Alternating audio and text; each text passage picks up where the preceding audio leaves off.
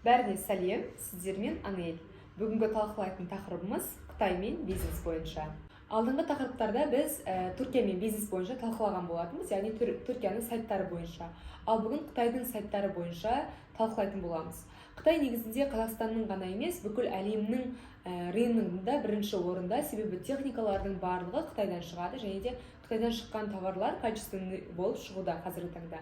Ал енді Қытайдан біз қалай бизнес жасай аламыз, ол кісілермен қалай сөйлесеміз, сол бойынша талқыласақ. Қазіргі заман смартфондардың дамыған заманы, сол себепті біз осы смартфондар арқылы, маркетплейс арқылы Қытайдан тікелей Қазақстанға товарларды алдырта аламыз.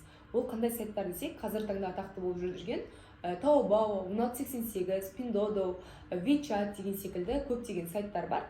Және де бұл көптеген сайттардың бір-бірінен айырмашылығы қандай, және де ұқсастықтары қандай, соны реттеп түсініп алсақ. Негізінде Қытайда үлкен группа бар, Alibaba Group, яғни үлкен компания. Бұл компанияның өзінің маркетплейстары бар. Бірінші AliExpress. AliExpress дегеніміз ол Қытайдың товарларын шетелге шығарушы сайт болып табылады. Яғни ол Қытайдың ішіндегі баға, мысалға ноутбуктың бағасы 100 000 теңге болса, AliExpressте оның бағасы мысалы 500 000 теңге болуы мүмкін. Себебі ол экспортқа шығатын товарлар сол жақта сатылады, AliExpressте.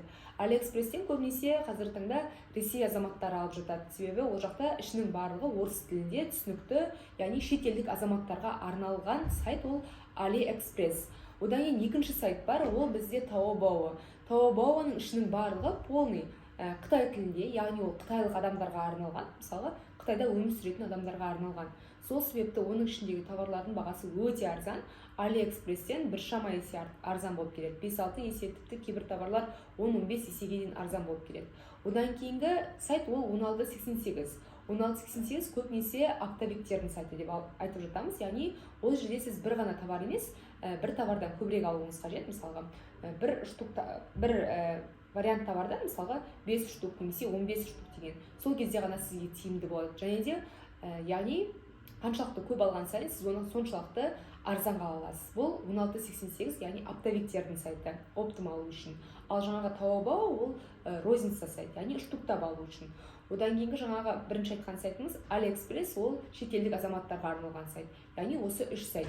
Және де бұл 3 сайтқа біз төлемді қалай төлейміз? AliExpressке кәдімгідей Россияның картасымен немесе Қазақстанның картасымен төлем қабылдай береді. Ал мынау Taobao мен 1688-ге сіз міндетті түрде Alipay деген нәрсемен ақша төлейсіз. Alipay ол да Alibaba группқа жататын сайт болып саналады. Яғни оның да жеке приложениясы бар. Оған да тіркелу керек, загранпаспорт керек деген секілді. Ал қазіргі таңда бөлек атақты болып шығып жатқан сайт ол Pinduoduo сайты. Ол жерде сізге ешқандай Alipayмен төлеу қажет емес, біріншіден. Екіншіден, тіркелу үшін сізге загранпаспорт қажет емес. Яғни сайтты прямой өзіңіз қазақстандық номермен тіркеліп, қазақстандық картамен оплата жасай бересіз, Каспи картамен. Сондықтан да осы Pinduoduo сайты қазіргі таңда атақты болып жатыр. Осыған толығырақ тоқталсақ. Қазіргі таңда баса назарды осы Pinduoduo сайтына қойып отырмыз. Яғни студенттерді де оқытқан кезде осы Pinduoduo сайтымен үйретеміз. Не үшін десеңіздер, Pinduoduo сайты өте түсінікті, өте жеңіл. Жаңа айтқанымдай қазақстандық номермен, қазақстандық карталармен оплата жасай береміз. Және де Pinduoduo сайтының ерекшелігі басқа маркетплейстардан. Мысалға Taobao сайтында әрине выбор көп, бірақ та ол жерде люкс копия товарлар сатылмайды. Яғни мысалға Michael Kors'тың қазіргі таңда атақты болып жатқан сумкалары, копия сумкалары 3000 теңгеге, олар мысалға Taobao сайтында сатылмайды. Ондай товарлар сатуға тыйым салынған, реплика товарларды. Ал Pinduoduo сайтында ондай товарлар ашық түрде сатылады кәдімгідей. Мысалға Tiffany'дің немесе Carter'стің браслеттерін алғыларыңыз келсе, сол Pinduoduo сайтынан ала берсеңіздер болады. Және де күміс түрлері де бар, простой түрлері де бар. Өздеріңіздің қалауларыңыз бойынша кез келген реплика товарларды, яғни копия бренд товарларды ашық түрде сатып ала аласыздар. Екінші ерекшелігі, Pinduoduo сайтында сіз сатушымен сөйлесіп отырып, ол кісіден скидка сұрасаңыз болады. Мысалға, мен бір товардан 10 штук алдым делік. Сол кезде мен сатушыға жазамын, мен сіздің товарыңыздан 10 штук алдым, маған оптовый бағасымен беріңізші. Немесе 100 штук товар алдым, оптовый бағасымен беріңізші. Осылай сатушымен саудаласуға болады, және де ол кісілер сізге міндетті түрде скидка жасайтын болады. Яғни байқайсыздар, сатушыға жазғаннан кейін жақсы деп ол кісілер сразу келіседі. Содан кейін сатып алайын деп отырған бағаңыздың үстінен мысалға минус 15% скидка немесе минус 20% скидка болғандығын көре аласыздар. Яғни саудаласа аламыз сатушылармен.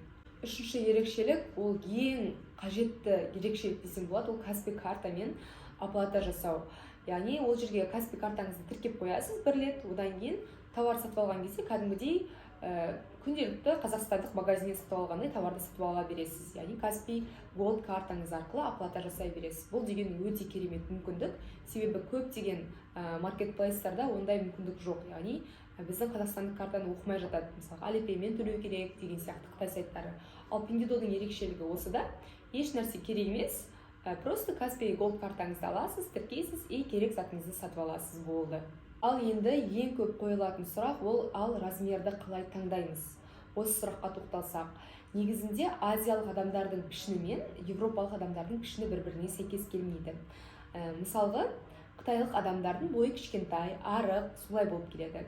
Ал европалық адамдардың денелері ірі, олардың салмақты болып келеді. Мысалға, Европаның адамдары киетін S размермен қытайлықтардың киетін S размерлері сәйкес келмейді. Ал қазақстандық адамдар, біз ортада орналасқандықтан, Азия мен Европаның, біздің размеріміз екі жаққа да жатпайды. Мысалға, америкалық адамдардың S-і бізге келмейді, қытайлық адамдардың да S размері біздің размерге дұрыс келмейді. Себебі біздің стандарт размеріміз басқашалау. Негізінде Россияның адамдарының да форматы бізге келмейді. Себебі Ресейдің адамдары бізден ірілеу болып келеді. Ал бізге Қырғызстанның, Өзбекстанның адамдарының пішіні келеді. Ал енді Pinduoduo'дан размерді қалай анықтаймыз? Осы бойынша нақтылап сіздерге түсіндіріп өтсем.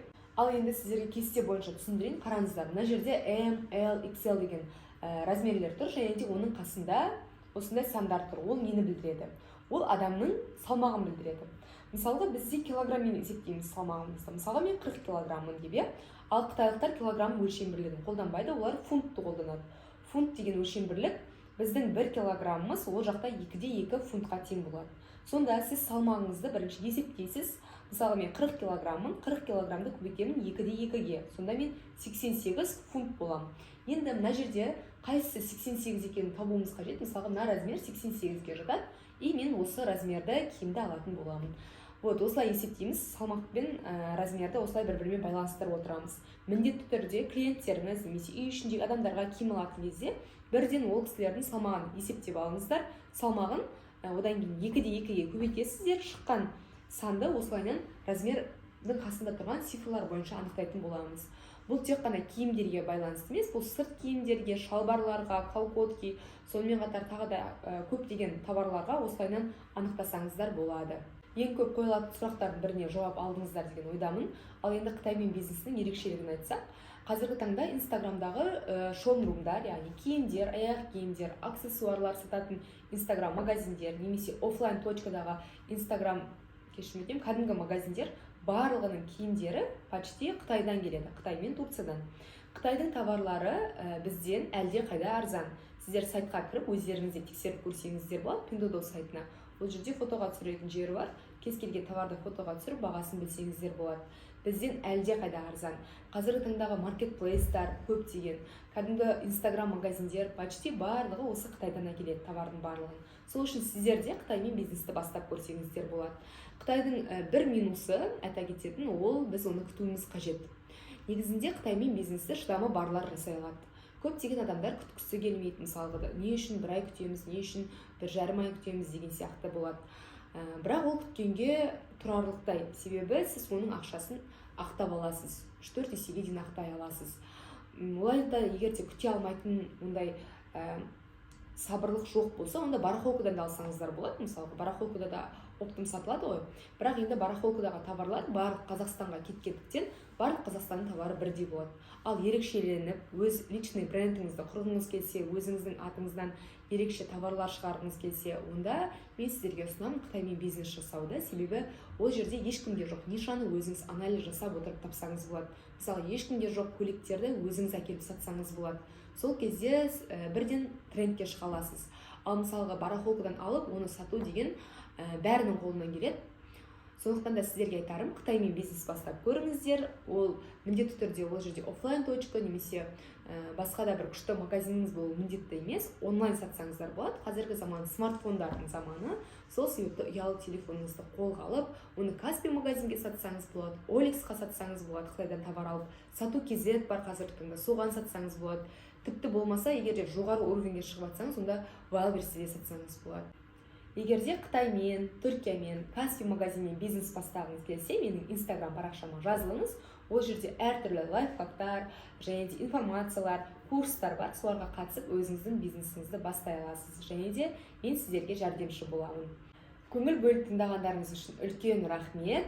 Сіздерді инстаграм парақшамда күтемін. Және де осы видеоға лайк басып, комментарий жазып, менің парақшама жазылып кетсеңіздер, келесі видеода кездескенше пока-пока.